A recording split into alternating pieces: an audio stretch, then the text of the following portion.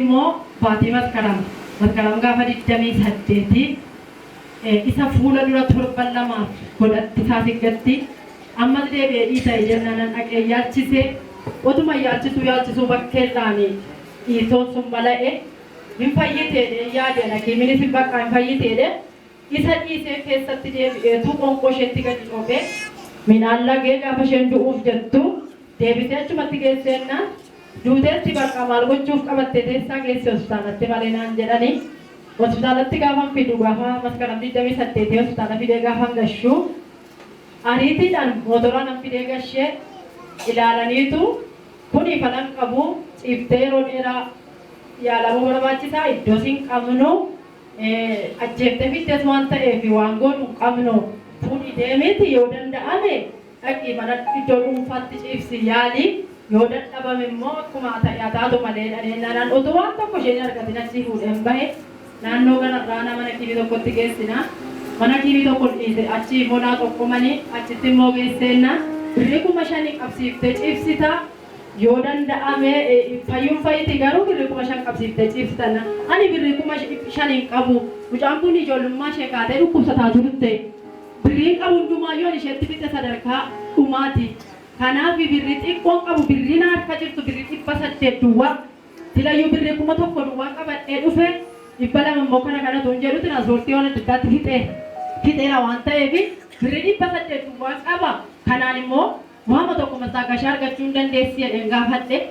jennaan sababa akkas jetteefi mee siyyaalaati ciibsuun hin danda'amu kamatti marfee gargalaaf ganamaan siyyaa jajanaan jenna egaa jimaata gargala dhaqaniin 28 maskaram 28 suni yaalii sana jammarsiisee ganama sanbadduraa deebiseen keessa dhiyaa'uunanii fuudhee mana wasiila gootii as duwwaa furan bula achi gaafan geessu halkan sana gaasa du'aatii hin duute amma waa'ee du'uu ishee miti birriin ittiin fuudhee galuun qabu waanan godhuun qabu reeffasee maalan godhaa jedhee takka mucaa tokkotti bilbilee dafi ariitiidhaan mootora naa fidi mucattiin du'aa itti fuudheen galaattiin jechuudhaaf yoo duute rakkisaadha jedhee takka immoo dhiiseetanii waaqayyo madduma kadhannaatti faan geessa dheen immoo takka garaa jabaadha kanan halkan sana bule ganama mana kiimii sanatti deebisee gaafan geessu fooyyeen qabdu inna isheen of fooyya'an jirtu ammas immoo itti jijjiirrateen jedhe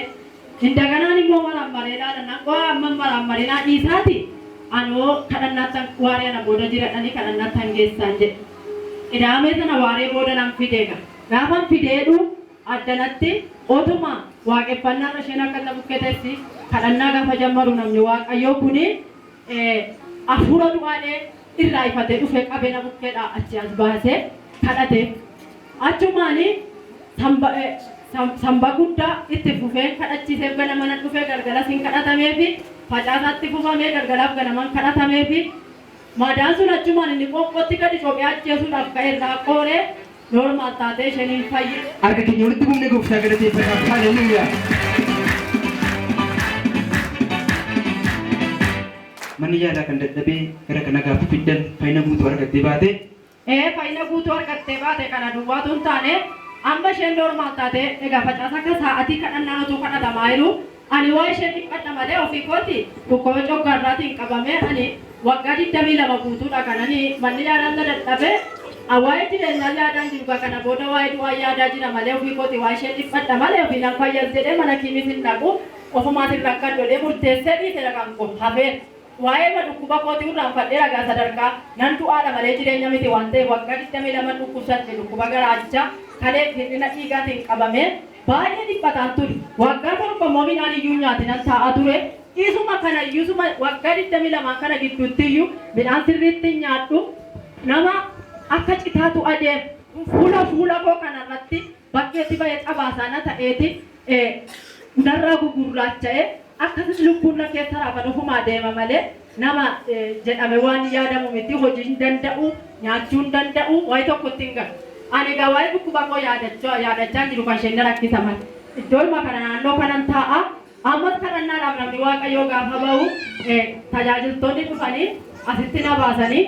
asii dhufee jilbeenfadhee biirootti na geessanii naa kadhatamee gaafa naa kadhatamee jedhu amman fayyitaati gaafa itu deebii dhugaa bayani dhugaa baatii kun iyyuu narra ture haala xinnoo karaan keenya baan rakkisaa ta'een iyyuu ture malee amma baatii ja'affaa galee baatii tokkoffaa keessadha kun kan raawwatame waan ta'eef. Ana achumaan nan fa'i. Gaafan galeedhu buddeena yaa'unan namoota biratti buddeen nyaadhu. Maaliin akkamittiin buddeena nyaattaati naan jedhe. Duraan buddeen nyaata waan ta'eef. Duraan buddeen nyaata waan ta'eef guyyaa gaafa sanii kadhatame kaasee garuu nagaa keessanii. Guyyaa sanaa kaasee isaan galee buddeen na nyaadhe isa waan gubaa dadhabu waan adda addaa dadhabu ba'aa baay'ee humnaa olan baadhu malee ba'aa san baachuu dadhabu hakiimiin amma kiiloo tokkotti lafaan kaasin jedhanii hakiimiin kan na ajajje kana hundumaa dhiisee ba'aanan baadhee buddeen na nyaadhe dheengaddaallee maali fuulli kee akka durii miti jijjiirame tabaasaan durii sun sirraa badee naan jedhaniitu namoonni na. Harka keenya walitti bufne gooftaa galateeffannaa.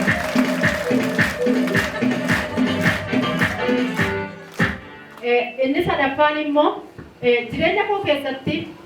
waanuma namni walitti bu'ee wal ajjeesee gumaa ta'uun jibba. Yeroo waaqayyoon kadhadhus yaa waaqayyo maatii koorra lammii koorra gumaa kan ta'u ati eegi irraa ifadhu jedhee waaqayyoon kadhadha. Akka tasaa ta'ee baatii hidhaa keessa mucaa tokko ijoolleedhuma hiriyaa akka isaa wajjin walitti hamataniitu hamarra kan ka'e ijoolleen kun walitti bu'u. Nama keessatti mucaan inni suni mucaasa kan kootii kana dhaqee ijoollee dargaggoo nama 10 ta'anii adeeman gidduutti hiriyoota isaa gidduutti mucaa ankoo sana hin kabalee gaafa qabateedhu mucaa kana buffise. Mucicha gaafa buffiseedhu mucichi achiin ka'ee gargar gaafa deebisanii ammas hin dhiisu jedheetu inni sun silaa seexanitti ergeera waan ta'eef ulee fudhatee gaafa namas mucaasa kan kootii sana dha'uuf jedhu ofaan kaasee mucichi dhiite. Gaafa ni dhiitu mucaan achumaan kufee sanni kufe achi ol kaasanii sidumayyuu mucichi dhukkubsataa jira jedhanii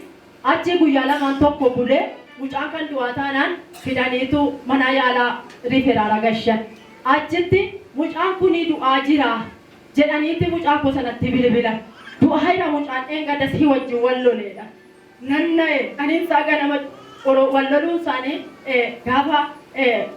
oroobii dafinooti. Facaasaa boroobii oolee kamisa dhukkubsatee ol dhufe jimaata ganama silkiidhaan akkanani gaafa ijoolleen istimanii na'ee waan an qabu wallaaleen mucaa tajaajilaa tokko waame maaloo mucaa naaf kadhadhu ani jireenya koo keessatti gumaan jibba maaloo waaqayyo mucaa kan harka gumaa ta'u naafa oolchu birriillee kadhataniyyuu hin kaffalu lubbuu namaa wanti kaffalu hin jiru seexanni mucaa koo sababeeffate mucaa kan akkana jeemneedheeni mucichaaf kadhadhane mucaa tokkotti kenne ofii kooti kiiskoo keessa fiigee lixeetanii bishaan dibataa gaafa kadhannaa sanaa galee an ofii kootiin bitanne mucatti agoosee dhukkubsatte fayyisa sanaafan bitee gale bishaanichi immoo mana jiru bishaan sana fuudheeni maqaa mucaasaa mucicha gaadu'eera of wallaaleera arrabni isaa hidhameera nyaata lagateera jedhanii asii gadi bilbilu. Yeroo kana bishaan sana fuudheen maqaa mucichaa dha'ee ela amantiidhaan bishaan kana anatu dhugaa jira miti abalutu dhugaa jira dhee maqaa mucichaa dha'een si'a sadii liqimseen ela mucaa kan wanti arraba hidhu wanti sammuusaa qabu wanti nyaata irraa qabu murtoo du'aa irraa qabu bishaan kana amantiidhaan isa liqimsiisaa jira dhee qooda isaa ta'een ofii kootiin liqimse. Gaafa jedhu achi bubbulanii immoo laggi mucaan ka'ee fayyee midhaan nyaateera. Of bareera nama bareera garuu sambuusaachuu barbaada maleedha. Ammas itti dabalee bishaan sana amantiidhaan elaa sammuusaa asirratti sammuusaa maraatummaa rukutamuu qabu kanuma sababeeffatame bakka waa miidhamuu qabu jedhee ammas bishaan sana liqimsee waaqayyoon kadhadhe kiskootti galee jilbeenfadhe. Normaal ta'ee mucaan sunis hin fayyee mucaan gosa akka gurmaa ta'uu naa oolee kanaaf waaqayyo waan guddaa naa. Akka keenya walitti dhufne gooftaa galateeffadhaa. Haleluuyaa.